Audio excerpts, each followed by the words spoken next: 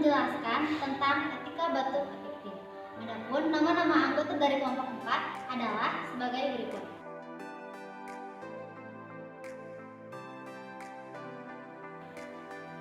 Kita langsung saja masuk ke materi.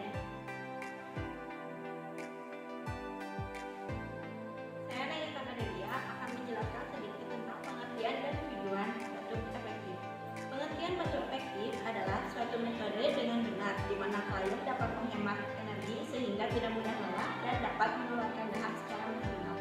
Tujuan dari batuk efektif adalah merangsang terbentuknya sistem kolateral, meningkatkan reproduksi ventilasi, serta meningkatkan volume paru dan memfasilitasi pembersihan saluran nafas.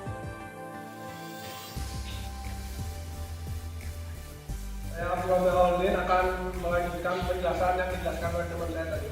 Manfaat batuk efektif untuk melonggarkan dan melegakan saluran pernapasan maupun mengatasi sesak nafas akibat adanya lendir yang memenuhi saluran pernapasan maupun karena sejumlah penyakit yang diderita seseorang. Batuk yang tidak efektif dapat menyebabkan yang pertama, kolapс saluran pernapasan, yang kedua, ruptur dinding alveoli, yang ketiga, pneumotoraks. Indikasi batuk efektif dilakukan pada pasien COPD atau PPOK, emfisema, fibrosis, asma, chest infection, pasien bed rest atau post operasi. Perkenalkan, saya Nida Rahayu. Saya Radija. Kami di sini akan mempraktekkan tentang etika batuk efektif. Yang pertama, palingkan muka.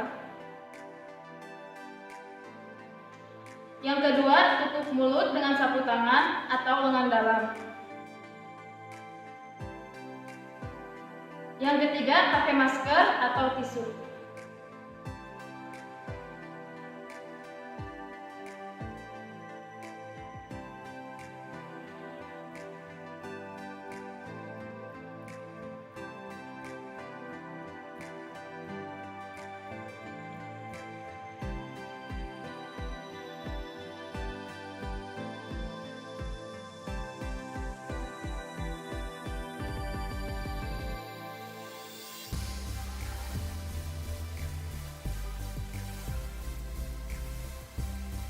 Yang keempat, bila meludah jangan sembarangan.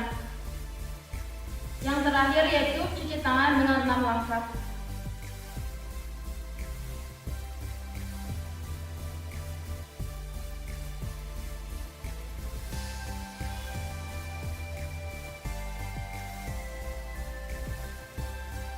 Sekian dan terima kasih.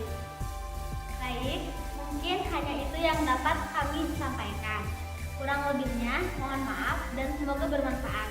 Sekian dari kelompok kami. Wabillahi taufiq wal hidayah. Wassalamualaikum warahmatullahi wabarakatuh.